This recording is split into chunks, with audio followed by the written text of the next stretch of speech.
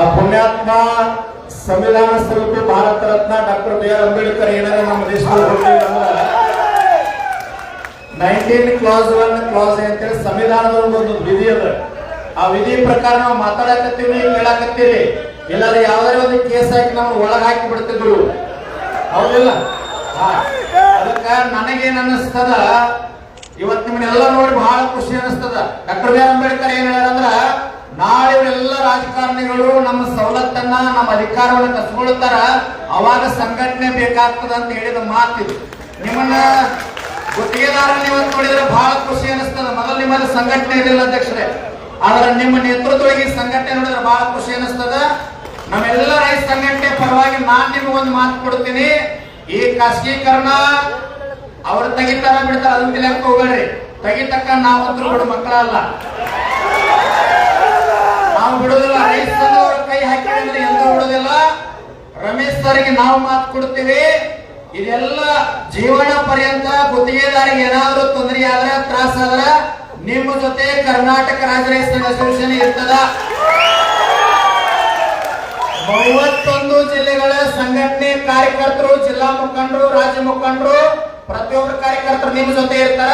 ಆದ್ರೆ ನೀವು ಒಂದು ಮಾತು ಕೊಡ್ಬೇಕು, ಏನಂತಂದ್ರ ನಿಮ್ಮದ ಖಾಸಗೀಕರಣ ಹೋಯ್ತಾರೆ, ನಿಮ್ ಕೆಲಸ ಮುಗಿತಂತ ತಿಳ್ಕೊಬೇಡ್ರಿ.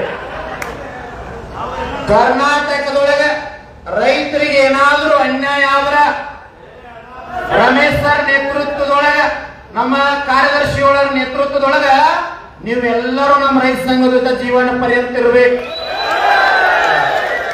ಕೈಯ ಎತ್ತರ ಜೋರ್ಲ ಒಂದ್ಸಾರಿ ಮಧ್ಯಾಹ್ನ ಯಾಕೋ ಊಟ ಮಾಡಿದ ಕೈನ ಮ್ಯಾಗ ಬರುವಂತಾಗಿರುತ್ತೆ.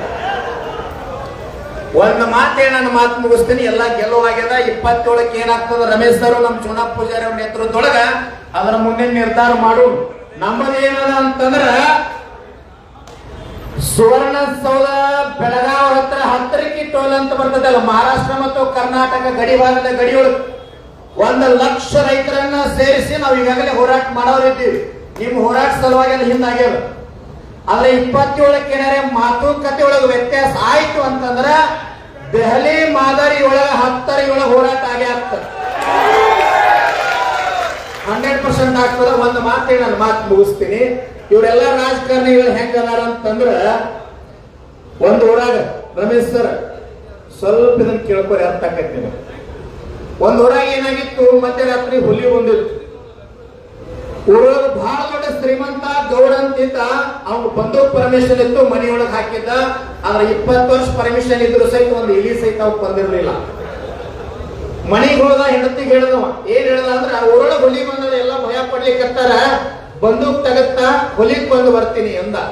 ಹೆಂಡತಿಗೆ ಎಷ್ಟು ಖುಷಿ ಆಯ್ತಂದ್ರ ಬಂದೂಕ್ ತೆಗದ ಗಂಡನ ಕೈ ಒಳಗೆ ಕೊಟ್ಟು ನಿಲ್ರಿ ಅಂದ್ರೆ ಅವ ಗಡಿಬಿಡಿಯಾಗಿ ಗಾಬರಿಯಾಗಿ ನೋಡಕತ್. ಯಾಕಂದ ನಿಲ್ರಿ ಅಂತ ಒಳಗೆ ಹೋಗಿ ಆರತಿ ತಗೊಂಡ ಕುಂಕುಮ ತಂದ ಆರತಿ ಬೆಳಗ್ಗೆ ಸಿಂಧೂರ ಹಚ್ಚಿದ್ರು.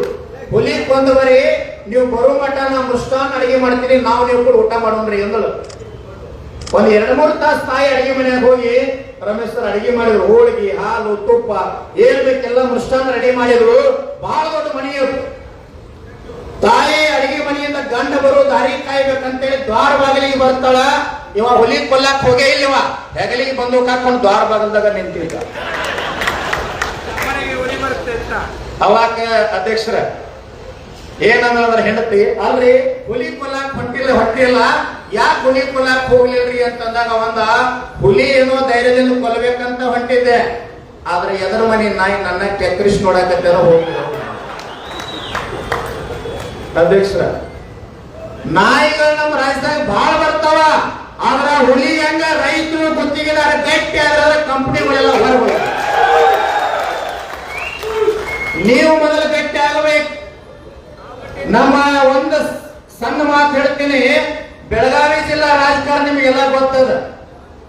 ಬೆಳಗಾವಿ ಜಿಲ್ಲಾ ರಾಜಕಾರಣವನ್ನ ದಾಟಿ ಸಕ್ರಿ ಸಚಿವ ಬೆಳಗಾವಿ ಜಿಲ್ಲಾ ಬರ್ಲಾಕ್ ಎದುರಾಕತ್ತಿದ್ದ. ಅವಾಗ ನಾವಂದೀವಿ, ಥರ್ಮಾಕೋಲ್ ಮಾಡಿ, ಪುಣ್ಯತಿಥಿ ಮಾಡಿ, ಮಣ್ಣು ಮಾಡಿ, ಹೋಳಿಗೆ ತುಪ್ಪ ಎಲ್ಲ ರೈತರು ಊಟ ಮಾಡೋಣ. ಶಿವಾನಂದ ಪಾಟೀಲ್ರು ಬಂದ್ರೆ ಎಲ್ಲರಿಗೂ ಗಟ್ಟಿ ಆಗ್ಬೇಕು. ನಾವ ಗಟ್ಟಿ ಆಗ್ಲಿಲ್ಲ ಅಂದ್ರೆ ದೇವರ ಭೇಟಿ ಆಗಂಗಿಲ್ಲ. ನೀವು ನೇರವಾಗಿ ಮಾತನಾಡೋದನ್ನ ಕಲೀರಿ, ಪ್ರಶ್ನೆ ಮಾಡೋದನ್ನ ಕಲೀರಿ. ಯಾವ ಅಧಿಕಾರಿ ಇರಲಿ, ಮುಖ್ಯಮಂತ್ರಿಯಲ್ಲಿ ಯಾರಿದ್ರು ನಮ್ಮ ಚಾಕ್ರಿ ಆಳದ. ನಾವು ಮೊದಲು ಗಟ್ಟಿ ಆಗ್ಬೇಕು. ಪ್ರೊಫೆಸರ್ ನಂಜುಂಡಸ್ವಾಮಿ ಅವರು ಇವತ್ತು MD ಬಂದಾರ ಅಂತೇಳಿ ಎಲ್ಲ ಎದ್ದು ನಿಲ್ಲುವುದು ಮಾಡೋದು ಮಾಡಬಾರ್ದು. ಆ ಅಧಿಕಾರಿಗೆ ಪಗಾರ ಕೊಟ್ಟ ಮಾಲಕನ, ಅರಿವಿ ಕೊಟ್ಟ ಮಾಲಕನ, ಡೀಸೆಲ್ ಕೊಟ್ಟ ಮಾಲಕನ, ದವಾಖಾನೆ ಬಿಲ್ ಕೊಟ್ಟ ಮಾಲಕನ ರೈತ. ಮುಖ್ಯಮಂತ್ರಿ ಸಹಿತ ಪಗಾರ ಕೊಡೋ ತಾಕತ್ ಯಾರಿಗೆ ಭೂಮಿ ತಲೆ ಮ್ಯಾಗ ಅಂದ್ರೆ ರೈತರಿಗೆ ಅಷ್ಟ ಐತಿ. ಇದನ್ನ ನಾವು ಗಟ್ಟಿಯಾಗಿ ತಿಳ್ಕೋಬೇಕು. ಪ್ರೊಫೆಸರ್ ನಂಜುಂಡಸ್ವಾಮಿ ಅವರು ಸನ್ಮಾನ್ಯ ಸಿದ್ದರಾಮಯ್ಯನವರಿನ ಮುಖ್ಯಮಂತ್ರಿ ಆಗಿರಲಿಲ್ಲ, ಗುಂಡೂರಾವ್ ಸರ್ಕಾರ ಮುಖ್ಯಮಂತ್ರಿ ಇತ್ತು. ಗುಂಡೂರಾವ್ ಇದ್ದ ಈ ರಾಜ್ಯದ ಮುಖ್ಯ ಕಾರ್ಯದರ್ಶಿಯಲ್ಲಿ ನಿಂತಿದ್ರು. ನಂಜುಂಡಸ್ವಾಮಿ ಅವರು ಟವಲ್ ಹಾಕೊಂಡು ಒಳಗೆ ಹೋಗ್ತಾರ. ಈ ರಾಜ್ಯದ CS ನಿಂತಾಗ ನಂಜುಂಡಸ್ವಾಮಿ ಅವರು ಅಂತಾರ, ಗುಂಡೂರಾವ್ ಸರ್ಕಾರ, ಗುಂಡೂರಾವ್ ಮುಖ್ಯಮಂತ್ರಿ ಹೇಳ್ತಾರ, ಈ ರಾಜ್ಯದ ಮೊದಲನೇ ಕೂಲಿ ಈ ಕಾರ್ಯದರ್ಶಿ ಇಲ್ಲಿ ಯಾಕೆ ನಿಂತಾನ, ಹೊರಗೆ ಕಳಿಸ್, ಆಮೇಲೆ ಮಾತಾಡ್ತೀನಿ ಏನು ಕೂಡ ಅಂತ ಹೇಳಿ. ಅಂತ ತಾಕತ್ತದ ರೈತರಿಂದ ನೀವು, ನಿಮ್ಮಿಂದ ನಾವು ಅಂತಕ್ಕಂಥ ಭಾವ ಐತಲ್ಲ. ಒಂದೇ ವಿನಂತಿ ಮಾಡ್ಕೊಳ್ತೀನಿ ಕೊನೆಯದಾಗಿ, ನಿಮಗೇನ್ರಿ ನಮ್ಮ ಅಧ್ಯಕ್ಷರು ಹೇಳಿದ್ರಲ್ಲ, ಇವತ್ತು ಗುತ್ತಿಗೆದಾರಿಗೆ ಸಮಸ್ಯೆ ಆದಾಗ ನಾವು ಉತ್ತರ ಕರ್ನಾಟಕದಲ್ಲಿ ಎಲ್ಲಾ ರೈತ ಬಂಧುಗಳು ನಿಮ್ಮ ಸಲುವಾಗಿ ಬಂದೇವಿ. ನೀವಿದ್ದಾಗ ನಾವು ಇದ್ದಾಗ ನೀವು. ಈ ಭಾವನಾ ಬರಲಿ, ನಿಮ್ಮ ಜೊತೆಗೆ ಸದಾಕಾಲ ನಾವು ಇರ್ತೀವಿ. ಅಧ್ಯಕ್ಷರ 27ಕ್ಕೆ ಮಾತುಕತೆ ಹೆಂಗಾಗಬೇಕಂತಂದ್ರ ಅದು ಆಗ್ಲಿಲ್ರಿ, ವಿಚಾರ ಮಾಡ್ತೀನಿ ಅಂತ ನಿಮ್ ಬಾಯಾಗ ಬರಬಾರ್ದು. ಖಾಸಗೀಕರಣ ಹಿಂದೆ ಹೋಗ್ಬೇಕ್ರಿ ಸಚಿವರು ಅಂತ ಹೇಳ್ರಿ. ಜಾರ್ಜ್ ಅವರಿಗೆ ಒಂದು ಸ್ವಲ್ಪ ಚಾರ್ಜ್ ಮಾಡ್ರಿ, ಗಟ್ಟಿತನದಿಂದ ಮಾಡ್ರಿ. ಆಗಲಿಲ್ಲ ಅಂದ್ರ ಗುರ್ಲಾಪುರ ಜೋಡಿ ಎತ್ತ ಚುಣಪ್ಪ ಪೂಜಾರಿ, ಶಶಿಕಾಂತ್ ಗುರುಜಿ ನಿಂತಾರ. ಎಲ್ಲಾ ನ್ಯಾಷನಲ್ ಹೈವೇ ಬಂದ್ ಆಗ್ತದ, KEBಗೆ ಚಾವಿ ಹಾಕ್ತಾರ. ಅವರು ಆಗಲಿಲ್ಲ ಮುಂದೆ ಬೇರೆ ಬೇರೆ ಏನೋ ಅಂತ ಗಟ್ಟಿ ಒಳಗೆ ಹೇಳ್ರಿ. ನಿಮ್ಮ ಜೊತೆ ನಾವು ಇರ್ತೀವಿ ಅಂತ ಮಾತು ಕೊಟ್ಟು ಎಲ್ಲರಿಗೂ ಶುರುವಾಗಲಿ. ಧನ್ಯವಾದ. ಸರ್, ಇವತ್ತು ಮಾತಾಡಿದ್ರೆ ರೈತರು ಹಿತಾಸಕ್ತಿಗೆ ನೀವು ಗುತ್ತಿಗೆದಾರ ಒಂದಾಗಬೇಕು, ನೀವು ಜೊತೆ ಬರಬೇಕು ಅಂತ ಒಂದು ತಿಳ್ಕೊಳ್ಳಿ ಸರ್. ನಾವು ಗುತ್ತಿಗೆದಾರ ಆಗೋಕ್ಕಿಂತ ಮುಂಚೆ ನಾವೆಲ್ಲರೂ ರೈತರೇ ಸರ್. ಎಲ್ಲರೂ ರೈತರು ಬರ್ತೀವಿ ಸರ್. ಬೆಳಗ್ಗೆಯಿಂದ ಬೆಳಿಗ್ಗೆ ಸರ್ ತಿಳ್ಕೊಬೇಡ್ರಿ. ಈಗ 30 ಮೀಟಿಂಗ್ ತಾವು ಹೇಳಿದ್ರಿ ಸರ್. ಒಂದ್ ನಿಮಿಷ ಕೇಳ್ರಿ, ಒಂದ್ ನಿಮಿಷ ಇಲ್ಲ ಮಧ್ಯಮದವ್ರಲ್ಲ, ಒಂದ್ ನಿಮಿಷ ಕೇಳ್ರಿ. ಬರುತ್ತಿಲ್ಲ, ಇಲ್ಲಿವರೆಗೆ ಕಾದಿರಿಲ್ಲ, ಒಂದ್ ನಿಮಿಷ ಕೇಳ್ರಿ ಸರ್. ಈಗ ಇಂಧನ ಸಚಿವರು ಇಲ್ಲೇ ನಮ್ಮ ರಾಜ್ಯದವ್ರ, DK ಶಿವಕುಮಾರ್ ಅವರು ನಮ್ಮ ರಾಜ್ಯದವ್ರ. 27 ತನ ಯಾಕೆ ಮೀಟಿಂಗ್ ಸರ್? ಇದು 2-3 ದಿನದೊಳಗೆ ಆಗ್ಬೋದು. ಇಂದಿನ ಸಚಿವರು ಅಧಿಕೃತವಾಗಿ ಪ್ರವಾಸದಲ್ಲಿದ್ದಾರೆ, ಅವರು ಇರ್ಲಿಲ್ಲ. ಅದಕ್ಕೆ ಪ್ರವಾಸದಲ್ಲಿ ಒಂದ್ ನಿಮಿಷ ಕೇಳ್ರಿ ಸರ್. ಈಗ ಒಂದು TC ಹಳ್ಳಿ ಒಳಗೆ ಕೊಡಿಸಬೇಕಾದ್ರೆ 3 ಲಕ್ಷ ರೂಪಾಯಿ ಅಕ್ರಮ ಸಕ್ರಮ ಅದ, ಹೌದಾ? ಆಮೇಲೆ ಸ್ಮಾರ್ಟ್ ಮೀಟರ್ ಅಂತೇಳಿ GB ಹಾಕ್ಲಿಕ್ಕಂತಾರ, ಜಿಯೋ ಮೆಮರಿ ಕಾರ್ಡ್ ಹಾಕಿದಂಗ. ಇದ್ರ ಬಗ್ಗೆ ಸ್ವಲ್ಪ ಲಕ್ಷ ಕೊಡ್ರಿ. ಈ ಗುತ್ತಿಗೆದಾರಿಗೆ ಸಮಸ್ಯೆ ಅದ, ನಮಗೂ ಸಮಸ್ಯೆ ಅದ. ನಾನ್ ಸರ್ ತಮ್ಮ ಮೂಲಕ ಸರ್ಕಾರಕ್ಕ ವಿನಂತಿ ಅಲ್ಲ, ಎಚ್ಚರಿಕೆ.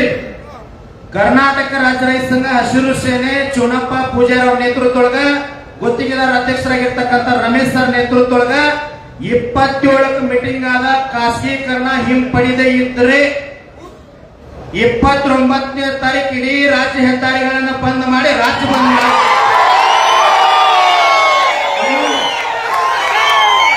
ಇದು ನಮಗಿರ್ಲಿ, ನಾವಿಲ್ಲಿ ಬೆಂಗಳೂರಿಗೆ ಬಂದದ್ದು ಮನವಿ ಕೊಟ್ಟು ವಾಪಸ್ ಹೋಗ್ಲಿಕ್ಕಲ್ಲ.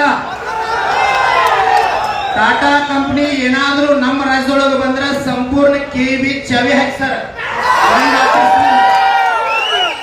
ಯಾಕಂದ್ರೆ ಖಾಸಗೀಕರಣ DK ಶಿವಕುಮಾರ್ ಅವ್ರು ಯಾರೋ ಸಭೆಯೊಳಗೆ ಹಿಂದೆ ಮಾತಾಡುವಾಗ ಖಾಸಗೀಕರಣ ಸಂಪೂರ್ಣ ವಿರೋಧ ಮಾಡ್ತಾನೆ ಅಂತ ಹೇಳಿ ಮಾತಿನ ಮ್ಯಾಗ ಅವ್ರು ನಿಲ್ಲಬೇಕು, ನಮ್ಮ ಮಾತಿನ ಮ್ಯಾಗ ನಾವು ನಿಲ್ತೀವಿ,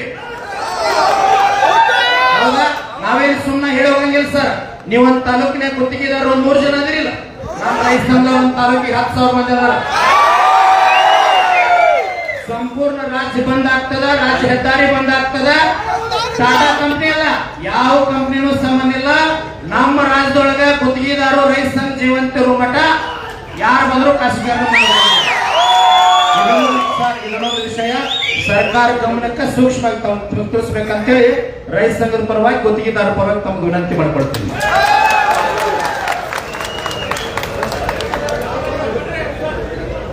ಈಗ ನಮ್ಮ ಅಧ್ಯಕ್ಷರು, ರೈತ ಸಂಘದ ಅಧ್ಯಕ್ಷರು ಎಲ್ಲರೂ ಮಾಹಿತಿ ಕೊಟ್ಟಿದ್ದಾರೆ ಸರ್. ದಯವಿಟ್ಟು ನೀವು ಹೇಳ್ದಂಗೆ 27 ನನಗೆ ಸಭೆ ಆಗ್ಬೇಕು.